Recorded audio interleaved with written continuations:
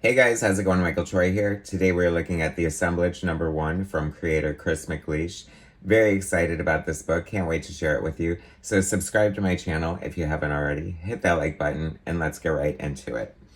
Okay, so what seems like not too long ago, but I guess it's been a hot minute, Chris McLeish reached out to me to enlist my help in promoting and bringing to life his comic book Kickstarter for the Assemblage via interviews, reviews, and whatnot, and I was more than happy to do it. The Kickstarter launched and was a success, and now we see the fruits of Chris's labor along with his team of collaborators. And it is amazing. It is so fun and fulfilling and exciting to finally see the fruits of their labor. Being a peripheral part of the journey. I really love this cover by J.W. Irwin.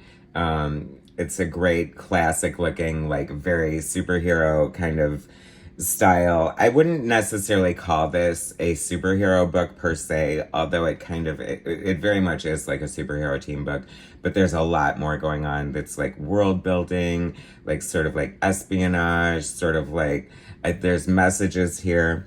I should say that I really like the logo. It looks very nice, very easy to read, looks kind of cinematic in a lot of ways. I like that.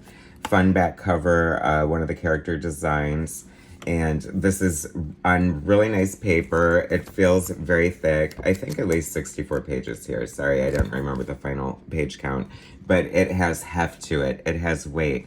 It has gravity. So this is kind of like a teen book. Let's see, a Pluriform Productions comic book, The Assemblage. Issue #1, Courage and No More Crises. Heroes of the sixth dimension, they are the young people saved by divine intervention to save Earth.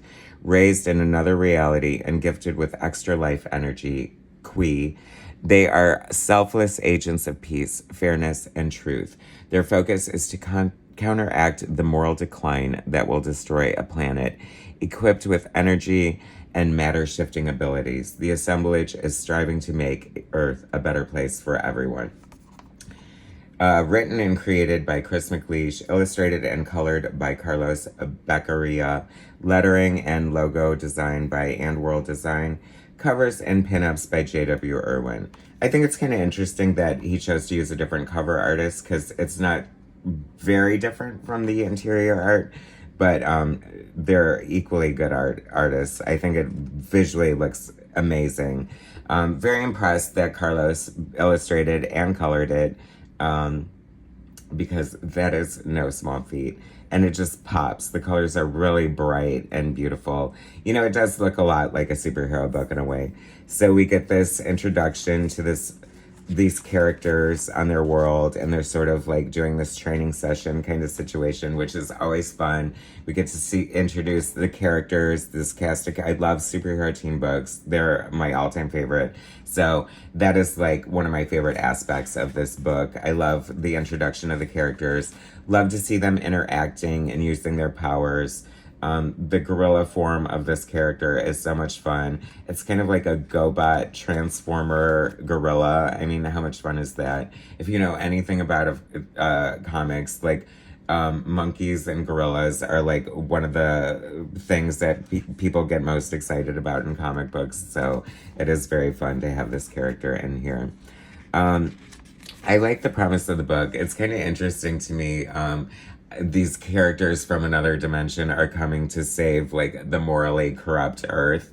I just always think that's funny. I guess it sort of reminds me of like I almost feel, and Chris can answer this for me later, but I feel like this is almost a response to sort of like Black Lives Matter and sort of like the moral decline of America based on our president for a few years, and I feel like the rest of the world was like putting us under a lens, and it's sort of like maybe that's just like American guilt or something, I don't know, but it sort of feels like that. It feels like almost like perhaps the inspiration, like, you know, like saving the world from its own moral decline, you know what I mean? Like, I feel like America has kind of gone through that. And Chris is Canadian, so, you know, if you can come save America, that would be awesome.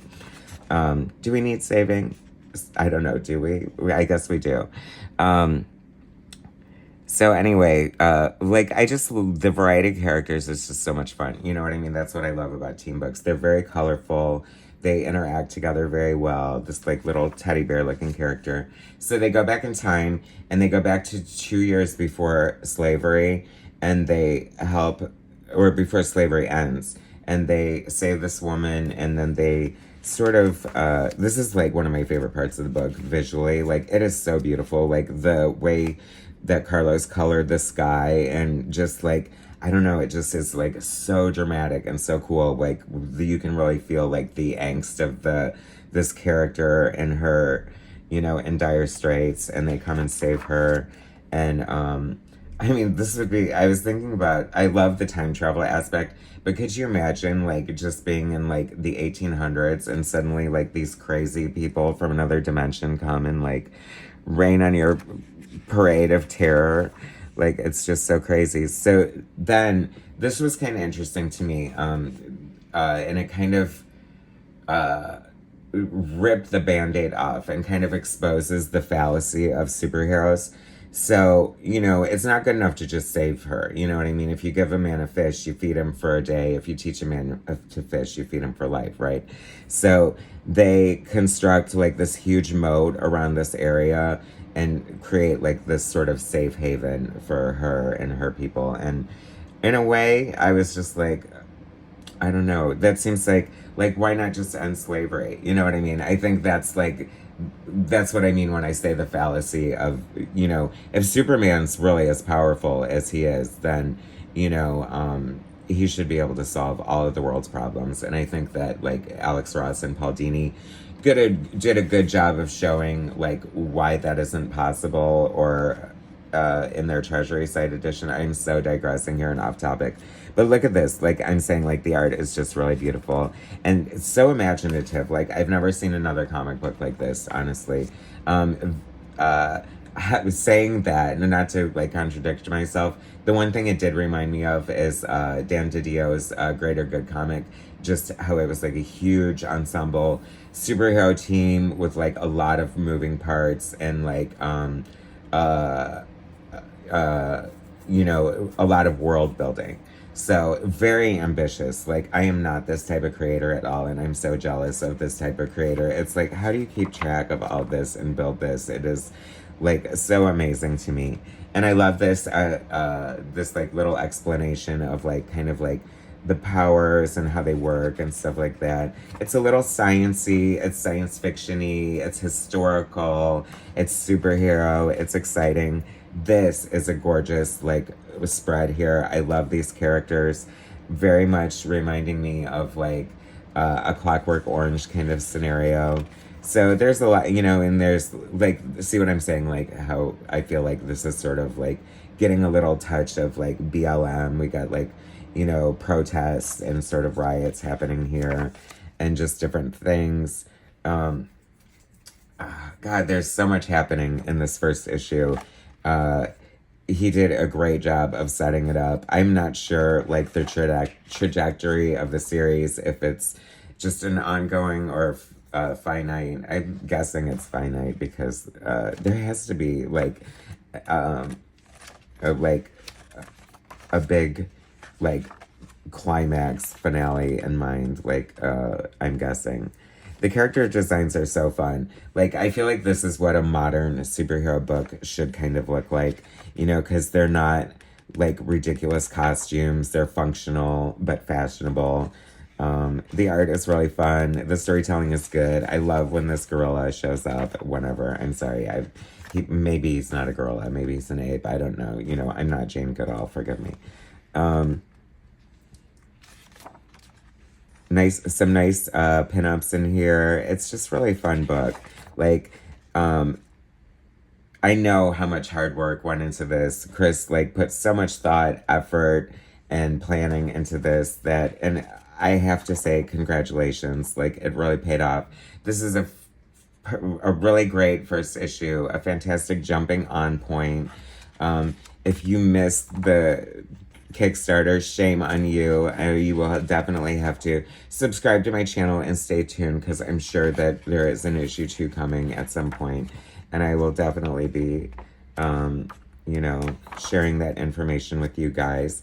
I will leave Chris's information in the description of the video, so you can follow him and maybe be alerted when another one comes along.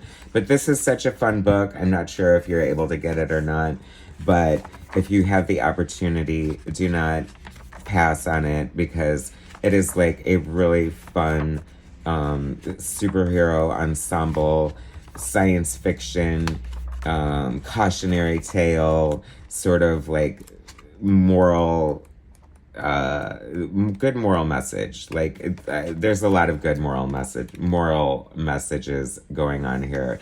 Like, it's basically reminding you to be a good person in a way. And I feel like it's a great comic book. Congratulations, Chris.